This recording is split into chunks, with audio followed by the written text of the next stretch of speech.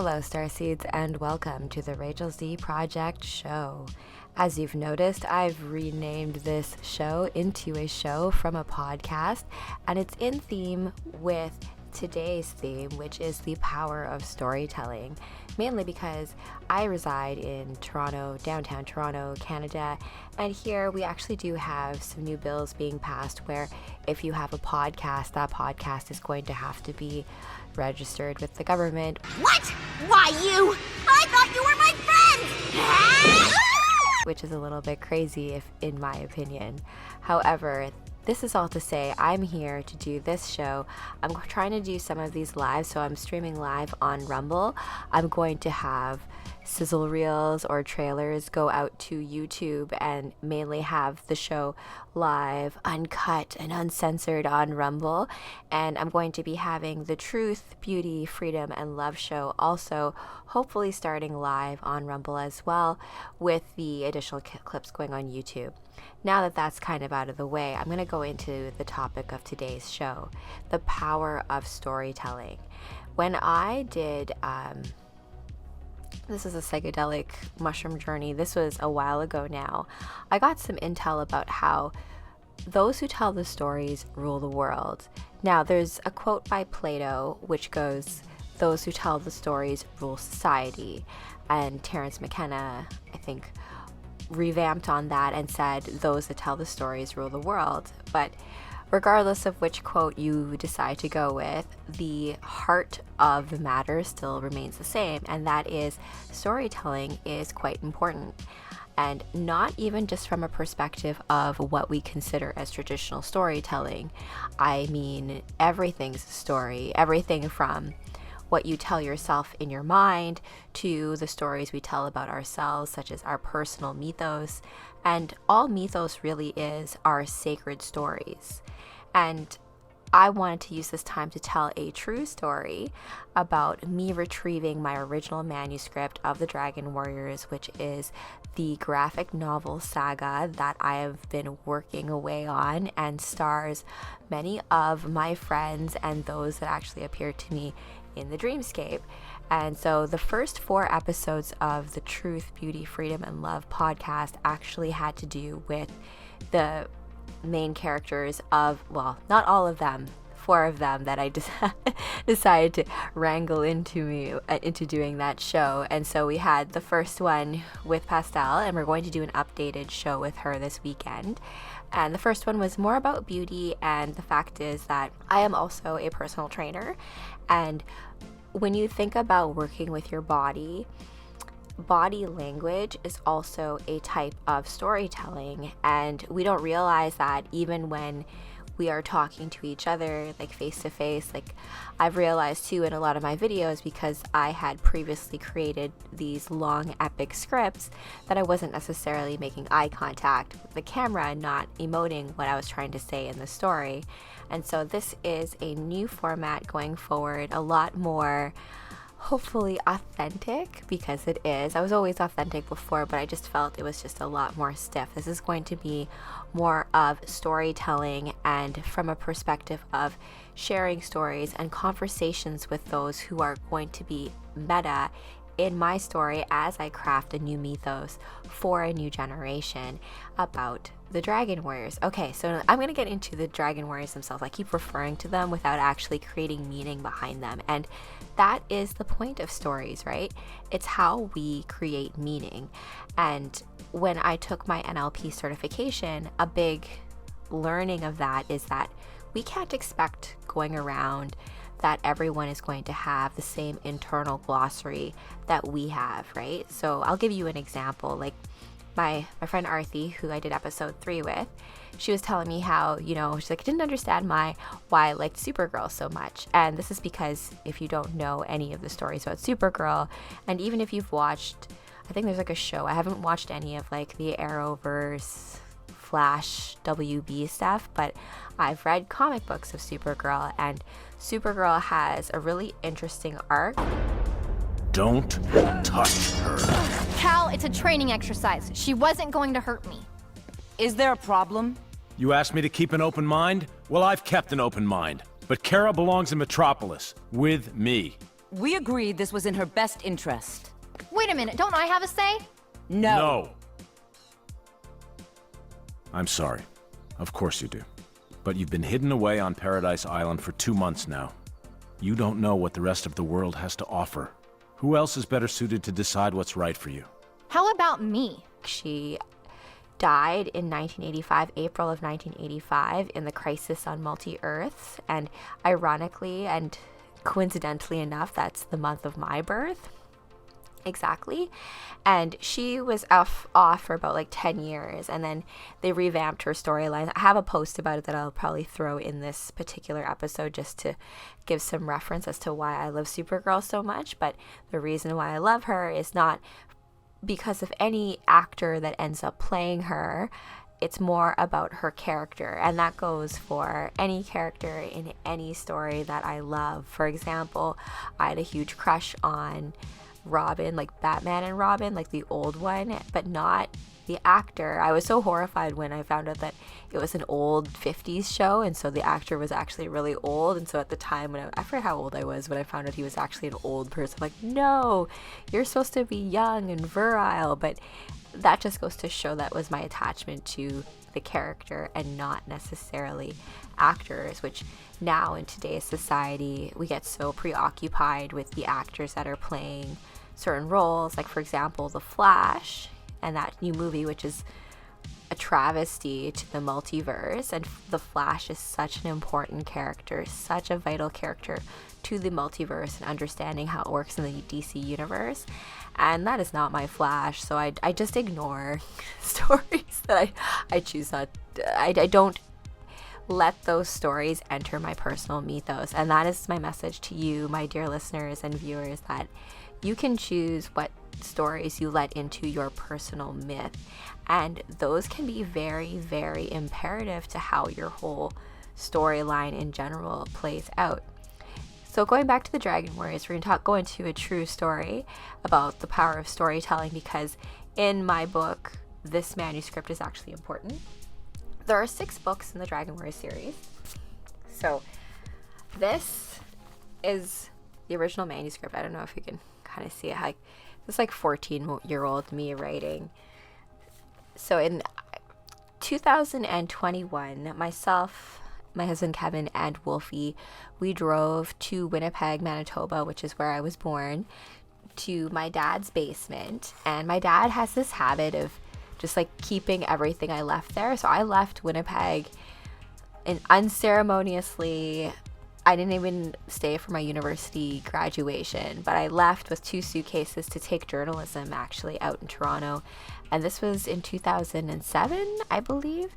And so it's been a while, right? But I had written this book, this story, when I was 14 in 1999. If you do the math, you can figure out how old I am. But so I did this story back then, and it was the Dragon Warriors was about me and my 4 best friends at the time. Naomi wasn't really that much of a friend, but I wanted to have five total. And we were Dragon Warriors, and we're all different colors. I was the red Dragon Warrior. The leader was the white Dragon Warrior, blue Dragon Warrior. So as you can tell, it was very Power Rangers-esque, because I love the Power Rangers. And we were ancient warriors. I didn't really explain or go into the backstory too much. I go into that now that I've matured and read through all of this. And we also had counterparts. And at the time, ninjas were all the rage, like martial arts, growing up in the 80s, right? So it was the Dragon Ninjas. I've updated this to being Knights of the Sun. Not to say that ninjas aren't also knights in this kind of world, but I'll get into that in just a moment. So we have the Dragon Warriors and our counterparts, our male counterparts, which are also our protectors, and they work in tandem. There is a great dragon and Queen Isis, who is the main captain of the Dragon Warriors. So she's a goddess. It's been really crazy right now with what's been going on in the world. And because when I wrote this in 1999, the reason why I chose Isis to be the captain of the Dragon Warriors, kind of like the main goddess. Each Dragon Warrior has a guardian goddess.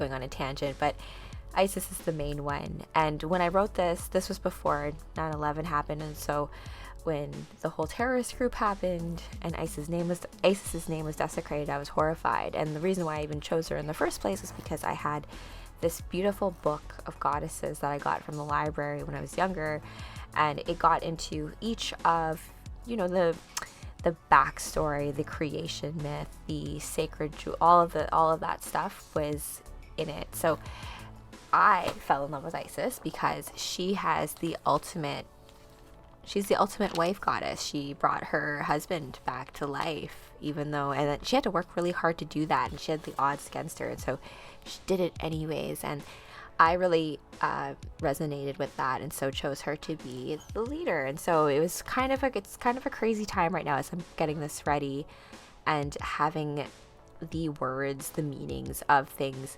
start to get into play as well, right? Because in this case, it's important to differentiate between things like acronyms and words of things. And I like to tell a lot of my friends, like, you know, a good way to tell if something's not real, if something has a slight sketchiness to it, is if it's an acronym. And, you know, like ISIS is not ISIS, it stands for something, right? So the acronym. And then I actually did something in university about this, how like your neurological circuits, when you're taking in something that's an acronym, it has its own meaning on its own beyond the words that each letter is representing in that acronym. And so when you're telling stories, that's important to note as well in terms of names. Is that the name of it, or is that the acronym for it? And what does that mean? Differentiate in your circuits for that. So this original manuscript I wrote back in the day, and all of my friends knew about it. It was very heavily influenced by Power Rangers, as I said, but also Sailor Moon, things like the idea of astrology and the stars and your starseed blueprint being an indicator or clue as to what your personal powers are and how that can be expressed is very much the case in this. And so that's similar to Sailor Moon, and what I'm going to be talking about with Pastel on our latest talk is that the animes that really impacted us. And anime is such a specific type of animation medium, right? You can have different styles, but anime usually comes from manga, which is the Japanese version of comic books. And I have the mangas for Sailor Moon, and those are different, right? Because when you read mangas, you have to go from like left to right. And that just also goes to show that's the nuance and the context that's required in the new world when it comes to communicating with each other and when it comes to telling stories. We have such a short attention span right now where, you know, like you have a headline of something and then you have this immediate emotional response to it instead of taking a breath, taking a moment, and giving each other the time and the space to explain more where we are coming from. Because as I said, with NLP, we can't expect other people to all have the same glossary of terms that we do, and even on a level of like a hug for some people can feel threatening. I mean, for a while, like I hated hugs, right? And I'm like, I don't want you, if I don't know you very well, I don't really want you to, but for some people, I'm a hugger. And so that's just another, like kissing too, right? You can't even go and like just kiss everybody. I don't know. Maybe if you're European, but it's just another thing to show like people, depending on where we're coming from, have just different meanings that are loaded into terms and movements and all of this stuff that we use to communicate with each other. And so when we drove to Winnipeg, I took Kevin with me. I'm going to overlay this podcast with some clips of that trip. Winnipeg itself has grown a lot since every single time I come back, it always just feels like there's more houses, and all the places that I used to kind of like bike that were just, you know, there was nothing there. It was just land. Now there's all these developments, and I don't think nothing is as affordable as it once was, but I will say that Winnipeg still is affordable. We got an Airbnb there, and a funny story about Winnipeg is that there was a hot tub, which was great, and we all enjoyed it. But because of the noise, there was the residential noise limit at like 10 p.m. So like it was like at like 10:05, this lady came out. So I was like, what the heck are you guys? There's a hot tub. Anyways, so like that was all just stuff to consider, you know, like what is like noise, and like, oh, I guess if like we couldn't have a party in the backyard past 10 p.m. if that's the case, then that would just be something to consider in terms of moving, right? So I'm not moving back to Winnipeg. And when I went into the basement of my dad's place, I did get this manuscript. And it's funny because when you read, my process when I write is I always write first. Like I have even book 3. So book 2 is really a screenplay. It's a movie, and that's going to be up on Indiegogo as of the end of this week. So if you want to help support that, I'll leave a link in the description about that. It's called Escape from the Six. It's going to be the spiritual successor to John Carpenter's Escape from LA and Escape from New York, about slave cities and those of us with psychic or supernatural abilities being hunted and then having to get out of these cities before we get harvested. So, but book 3, this is the one that has mostly everybody that I'm interviewing on the Truth, Beauty, Freedom, and Love show. And as you can see, it's all written out. So it's going to be, as it goes into the computer, like as I'm typing it out, it goes through another edit. I think for this one, I'm going to do a practice of reading it out loud to Kevin, actually, and then taking that transcript and then editing it. It's also, you know, when you're writing a science fiction fantasy opera, you need to make sure certain things make sense. That's the beauty and the power of storytelling, you know, like in fiction, there can be a lot of truth that nonfiction simply cannot talk about, right? Because if you think of even a story like Animal Farm, that was written in such a way because you couldn't speak about communism very directly. You couldn't speak about certain regimes directly, so it had to be couched in these fables and in these tales and in these stories. And that's really how we, as, you know, human beings who are creative beings, that is the way that we have communicated with each other for millennia. Stories around a campfire, oral traditions, and being aware of the multi-layered meanings behind them, and not to get so attached to perhaps a meaning that we don't yet have additional context for, and allow ourselves to get over sometimes the initial emotional response to something, and then allow, you know, something else to kind of come through.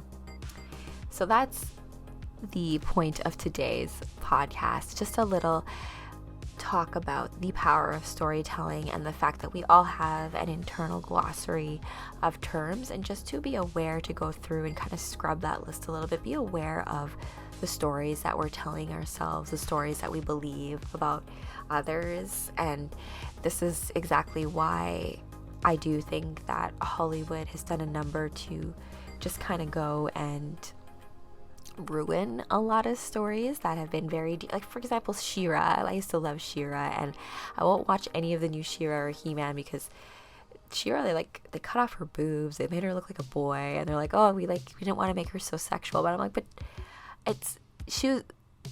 you're adding that. She was never, just because, anyways, that's a topic for a whole other time about certain characters. I'm also going to do myself and Pastel on the weekend, we're going to be going over our top 5 animes that we have been inspired by. I've been going over my list. I know my number 1 Sailor Moon, but the ones after, kind of like what comes first? Pokemon, Dragon Ball Z, Escaflowne. I don't know if anyone has ever watched Escaflowne. I actually watched Yu-Gi-Oh, but it's not in the top 5. But she had some good ones, like Naturo. I've never actually watched. Attack on Titan, I haven't watched. I will watch it. I've watched only season 1. But she likes Hunter x Hunter and things like that. So we're going to talk about all of those fun animes and cross-reference our picks and give some recommendations as to some animes and specific episodes or character arcs or storylines that we find especially inspiring. So that's some fun stuff to come. And then I'm going to be doing another talk with our Arthi / Araya about our top 3, or maybe we'll do top 5 again. It's hard to pick 3. Top 5 crushes of characters, and mine include people like Master Chief and Captain America. So repping that today. So anyways, I hope that you all have a wonderful evening. I'm trying to keep these live calls or these live talks to be more succinct. I just wanted to have this be a message of be very aware of the stories you tell yourself. And this is exactly why myself and Kevin, Happy Warrior Class Wednesday, we don't subscribe to the word retreat, because warriors do not retreat. And if you have a good captain or someone who has actually helped you prepare for things, then you should never be in a position where you have to retreat. Now, that's a matter of opinion. You may have a different glossary meaning internally, but it's always good to be aware of, those nuances inside, because we don't know sometimes how our neural circuits are reacting in ways that if we just adjust things slightly and talk about things in the positive and not shut things down before they actually happen, we'll just be in a better, happier place. And we finally also do have an eclipse coming up this weekend, and so I will have my Magic Monday. It'll be a Magic Friday show where we'll do a reading of the chart as well as we'll do a card reading, and I will probably include the Isis Oracle as well, because I'm trying to have all of that tie in together with what the new saga is, what the new book is, and get you really excited about this new story that I am getting very, very close to just being able to reveal to the world. It won't be all at once, of course. It's a saga, and after book 3, after all of our powers and the dragon warriors and the knights in the sun are activated and magic returns to the realm, what do we then do with it? That's exciting times. So I hope you have a beautiful day, evening, lunchtime, wherever you are in the cosmos, and I look forward to seeing all of you in the next video. And if you found my content engaging or interesting or any of that fun stuff, if you could give me a like, share, and subscribe, I would ever so appreciate it. Anyways, have a good night, my friends. Until next time, bye.